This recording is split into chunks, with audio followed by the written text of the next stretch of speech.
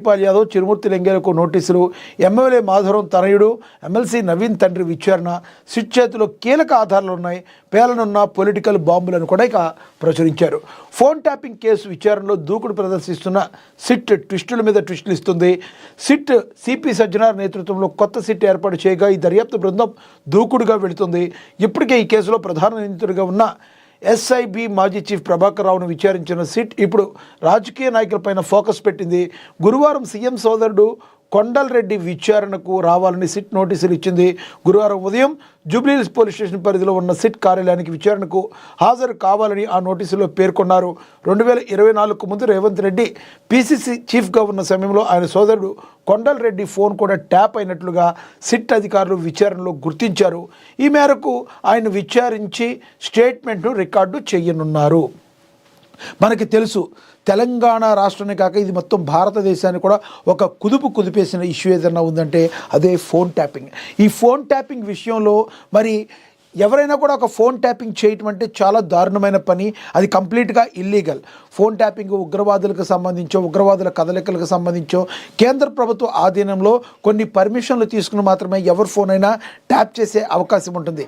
అలా కాకుండా తమ స్వార్థ ప్రయోజనాల కోసం, రాజకీయ ప్రయోజనాల కోసం ఎదరోళ్ళు ఇళ్లల్లో ఏం మాట్లాడుకుంటున్నారో అని వినే ఈ ఫోన్ ట్యాపింగ్కి సంబంధించిన విషయం చాలా సీరియస్గా పరిగణలోకి తీసుకుంది ప్రభుత్వం. అదేవిధంగా దీనికి సజ్జనార్ నేతృత్వంలో సిట్ ఏర్పాటు చేసింది. అయితే ఇది చాలా దూకుడుగా ఉందని కూడా ప్రచురించారు. ఇక ఇంకొకటి చెప్పాలంటే మరి మనకు తెలుసు, సజ్జనార్ ఏదైనా పని పట్టుకుంటే దాన్ని పూర్తయ్యే వరకు కూడా వదలకపోవడాన్ని మనం కూడా అయితే గమనించవచ్చు. ఇక గతంలో సీఎం రేవంత్ రెడ్డి పిసిసి చీఫ్గా ఉన్న సమయంలో మరి ఆయన సోదరుడైన కొండల్రెడ్డి ఫోన్ కూడా ట్యాప్ జరిగిందని మరి వాళ్ళ విచారణలో తేలిందని, కాబట్టి అతని స్టేట్మెంట్ను రికార్డు చేయడానికి కొండల్రెడ్డిని కూడా విచారణకి హాజరు కావాలని చెప్పి మరి సిట్ బృందం అయితే తెలిసిందని కూడా ప్రచురించారు. ఒక్కసారి కూలంకుషంగా చూద్దాం. 2వ పేజీలో కూడా ఇంకా ఏముందో దానిలో సిట్ స్పీడ్లో. మరి ఫోన్ ట్యాపింగ్ కేసు విచారణలో దూకుడు ప్రదర్శిస్తున్న సిట్ ట్విస్టుల మీద ట్విస్టులు ఇస్తుంది. సిట్ సిపి సజ్జనార్ నేతృత్వంలో కొత్త సిట్ ఏర్పాటు చేయగా ఈ దర్యాప్తు బృందం దూకుడుగా వెళుతుంది. ఇప్పటికే ఈ కేసులో ప్రధాన నిందితుడిగా ఉన్న ఎస్ఐబి మాజీ చీఫ్ ప్రభాకర్ రావును విచారించిన సిట్ ఇప్పుడు రాజకీయ నాయకులపై కూడా ఫోకస్ పెట్టింది. గురువారం సీఎం సోదరుడు కొండల్రెడ్డి విచారణకు రావాలని సిట్ నోటీసులు ఇచ్చింది. గురువారం ఉదయం జూబ్లీహిల్స్ పోలీస్ స్టేషన్ పరిధిలో ఉన్న సిట్ కార్యాలయానికి విచారణకు హాజరు కావాలని నోటీసులో పేర్కొన్నారు. 2024కు ముందు రేవంత్ రెడ్డి పిసిసి చీఫ్గా ఉన్న సమయంలో ఆయన సోదరుడు కొండల్రెడ్డి ఫోన్ కూడా ట్యాప్ అయినట్లుగా సిట్ అధికారులు గుర్తించారు. ఇది మనం చదువుకున్నాం, మనం చెప్పుకున్నాం. విచారణలో దూకుడు. బీఆర్ఎస్ ఎమ్మెల్సీ నవీన్ రావు తండ్రి కొండల్రెడ్డికు, ఎమ్మెల్యే మాధవరం కృష్ణారావు కొడుకు సందీప్ రావుకు కూడా సిట్ నోటీసులు జారీ చేసింది. గంటల వ్యవధిలోనే మరో 2 బీఆర్ఎస్ మాజీ ఎమ్మెల్యేలకు కూడా సిట్ నోటీసులు ఇచ్చింది. కల్వకుర్తి మాజీ ఎమ్మెల్యే జైపాల్ యాదవ్, చిరుమూర్తి లింగేలకు నోటీసులు ఇచ్చింది. గురువారం ఉదయం 11 గంటలకు తమ ఎదుట విచారణకు హాజరు కావాలని నోటీసుల్లో అయితే పేర్కొంది. ఇక నవీన్ రావు తండ్రి కొండలరావుకు, ఎమ్మెల్యే మాధవరం కృష్ణారావు కొడుకు సందీప్ రావును బుధవారం విచారణకు పిలిచిన సిట్ ఆ వెంటనే బీఆర్ఎస్కు చెందిన 2 మాజీ ఎమ్మెల్యేలు నోటీసులు ఇవ్వడం సంచలనంగా మారింది. బీఆర్ఎస్ ఎమ్మెల్సీ నవీన్ రావు గత ఆదివారం సుదీర్ఘంగా 8 గంటల పైగా ప్రశ్నించిన అధికారులు ఆయన నుంచి కీలక సమాచారాన్ని అయితే రాబట్టారు. ఆయన ఇచ్చిన స్టేట్మెంట్ ఆధారంగా దర్యాప్తును ముందుకు తీసుకెళ్తున్నారు. ఈ క్రమంలో మాజీ ఎమ్మెల్యేలు జైపాల్ యాదవ్, చిరుమూర్తి లింగేను ప్రశ్నించబోతున్నారంటూ రాజకీయ వర్గాల్లో సంచలనంగా మారింది. 2 మాజీ ఎమ్మెల్యేలను గతేడాది సిట్ ప్రశ్నించింది. ఈ కేసులో ఎస్ఐబి మాజీ అడిషనల్ ఎస్పీ మేకల తిరుపతన్న ఫోన్లో జైపాల్ యాదవ్కు సంబంధించిన లింక్ దొరికినట్టుగా ఆధారాలు గతంలో ఉన్నాయి. మరి ఎంతమంది లింకులు, ఇందులో ఎవరెవరు ఉన్నారు అనేది మరింతకాలంలో ఇంకా మరింత మంది పేర్లు కూడా బయటకు వచ్చే అవకాశం ఉన్నట్టుగా మరి అంటారు కదా, తీగ లాగితే డొంక కదులుద్దన్నట్టుగా మరి ఆ రకంగా తీగ లాగితే ఇంకా మరింతమంది పేర్లు బయటకు వస్తాయో అని ఒకళ్ళకొకళ్ళు మరి మాట్లాడుకున్న పరిస్థితి. కొంతమంది తమ ఫోన్లే ట్యాప్ అయినందుకు మరి లీడ్ దొరికినా కూడా వాళ్ళ రికార్డులు కూడా స్టేట్మెంట్ చేస్తున్నారు, తీసుకుంటున్నారు, రికార్డ్ చేస్తున్నారు. ఎందుకంటే లైక్ గతంలో సీఎం రేవంత్ రెడ్డి పిసిసి చీఫ్గా ఉన్న సమయంలో అతని తమ్ముడి ఫోన్ కూడా రికార్డ్ అయింది. అదేవిధంగా వీళ్ళ ఫోన్లు కూడా ట్యాప్ అయినాయి. ఈ రకంగా ఫోన్ ట్యాపింగ్ కేసుకు సంబంధించి అత్యంత దూకుడుగా అయితే సజ్జనార్ నేతృత్వంలో మరి సిట్ అయితే ముందుకు వెళుతుంది. మరి దీనికంటూ ఒక సమస్య పరిష్కారం దొరికి ఎవరైతే గతంలో తప్పులు చేశారో వాళ్ళందరూ కూడా శిక్షార్హులు అవుతారని మరి ప్రజలు కూడా భావిస్తున్నారు. చూడాలి మరి రానున్న రోజుల్లో ఇది ఏ మేరకు ఇంకెంత ముందుకు వెళ్ళబోతుంది అనేది మనం చూడాల్సిన పరిస్థితి. ఇక గిరిజన గడ్డపై క్రీడా వైభవం అట్టహాసంగా అండర్-17 జాతీయ కబడ్డీ పోటీలు ప్రారంభించిన మంత్రులు వాకిటి శ్రీహరి, సీతక్క. గిరిజన ప్రాంతంలో జాతీయ స్థాయిలో పోటీలు రాష్ట్ర ప్రభుత్వ క్రీడా విధానానికి నిదర్శనం క్రీడా శాఖ మంత్రి వాకిటి శ్రీహరి తెలిపారు.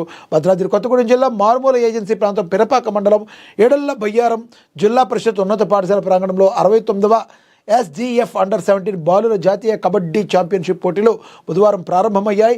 ఈ ప్రతిష్టాత్మక జాతీయ స్థాయి క్రీడా పోటీలకు ముఖ్య అతిథులుగా భద్రాద్రి కొత్తగూడెం జిల్లా ఇన్ఛార్జ్ వాకిట శ్రీహరి కావచ్చు, అదేవిధంగా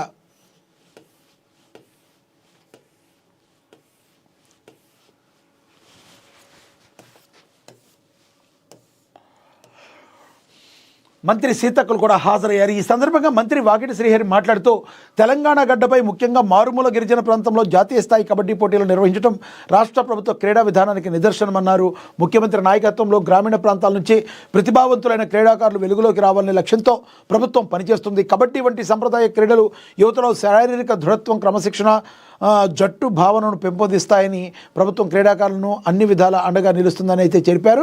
గిరిజన ప్రాంతాల్లో క్రీడాభివృద్ధికి చెందినట్టయితే అక్కడ సరైన దిశ లభిస్తుంది. ఏడూర్ల బయ్యారం జీవితంలో జాతీయ స్థాయి కబడ్డీ పోటీలు జరగడం ఇక్కడ విద్యార్థుల జీవితాల్లో కొత్త ఆశలు నింపుతుంది. క్రీడలు గెలుపోటమికే పరిమితం కావని అవి జీవితానికి అవసరమైన క్రమశిక్షణ, ధైర్యం, ఆత్మవిశ్వాసాన్ని కూడా పెంపొందిస్తాయనేది చెప్పారు.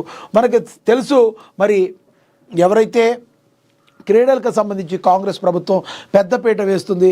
గిరిజన ప్రాంతాల్లో కూడా ఇప్పటికీ మనకు తెలుసు సీతక్కకి ఒక మంచి పేరు ప్రఖ్యాతలు ఉన్నాయి.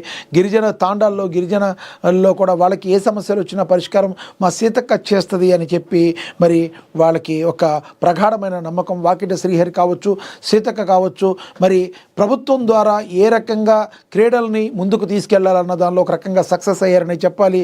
మరి ఈ రకంగా బాలుర కబడ్డీ పోటీలు ముందుకు తీసుకెళ్లడం ద్వారా మరి ఒక రకంగా చెప్పాలంటే క్రీడలు అనేవి శారీరక దృఢత్వానికి, మానసిక ఉల్లాసానికి మరి చాలా ఇంపార్టెంట్గా ఉంటాయని మనందరికీ కూడా తెలుసు. ఈ రకంగా కాంగ్రెస్ ప్రభుత్వం క్రీడల పట్ల మక్కువ చూపుతున్న మరి ఎంతోమంది బాలబాలికలందరికీ కూడా మరి ఒక మంచి చేసే కార్యక్రమాన్ని తీసుకెళ్తుంది. దీనందరం కూడా మనం మరి స్వాగతించాల్సిన అవసరం అయితే ఉంది. ఇక తెలంగాణలో కొత్త పార్టీకి స్పేస్ లేదు. మరి నప్పుడు చాలా కష్టం. కవిత కొత్త పార్టీ అంశంపై మండలి చైర్మన్ గుత్తా సంచలన వ్యాఖ్యలు చేశారు. చిరంజీవి, దేవేంద్ర గౌడ్లు పార్టీలు ఏమయ్యాయో చూశాం కదా. రాజీనామా చేసిన ఎమ్మెల్సీ స్థానానికి ఇప్పట్లో ఎన్నిక జరగదని గుత్తా సుఖేందర్ రెడ్డి అయితే చెప్పుకొచ్చారు. తెలంగాణలో కొత్త రాజకీయ పార్టీకి స్పేస్ లేదని, పార్టీని పెట్టుడు ఈజీ కాదని, నడుపుడు నిలబెట్టుడు చాలా కష్టమని శాసనమండలి చైర్మన్ గుత్తా సుఖేందర్ రెడ్డి అన్నారు. తెలంగాణ జాగృతిని రాజకీయ పార్టీగా మార్చనున్న కవిత నిర్ణయంపై శాసనమండలి చైర్మన్ గుత్తా సుఖేందర్ రెడ్డి స్పందించారు. ప్రస్తుత పరిస్థితుల్లో తెలంగాణ రాష్ట్రంలో కొత్త పార్టీ స్థాపించి నిలబెట్టుకోవడం కష్టమని, గతంలో చిరంజీవి, దేవేంద్ర గౌడ్ వంటి పార్టీలు స్థాపించి ఎలాంటి అనుభవాలు ఎదుర్కొన్నారో చూశారని గుర్తు చేశారు. కవిత రాజీనామాను వ్యక్తిగత నిర్ణయంగా ఆమోదించినట్లుగా తెలిపారు. కవిత రాజీనామాకు గల కారణాలు చెప్పలేదని తెలిపారు. తెలంగాణ జాగృతిని రాజకీయ పార్టీగా మారుస్తానంటూ ఎమ్మెల్సీ కల్వకంట్ల కవిత ప్రకటించిన సంగతి తెలిసిందే. ఈ క్రమంలో తెలంగాణ శాసనమండలి చైర్మన్ గుత్తా సుఖేందర్ రెడ్డి కవిత కొత్త పార్టీ అంశంపై స్పందించారు, కీలక వ్యాఖ్యలు చేశారు. ప్రస్తుత పరిస్థితుల్లో తెలంగాణలో